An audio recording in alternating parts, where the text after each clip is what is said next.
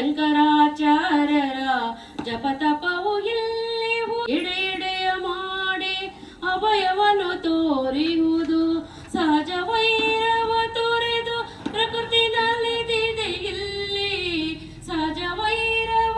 ತೊರೆದು ಪ್ರಕೃತಿನಲ್ಲಿದೆ ಇಲ್ಲಿ ಸತ್ಯಮೈ ತಾಳಿಯುವುದು ಸೌಂದರ್ಯದಲ್ಲಿ ಶಾಂತರಸ ಹರಿದೆಯುವುದು ತುಂಗೆಯಾಗಿ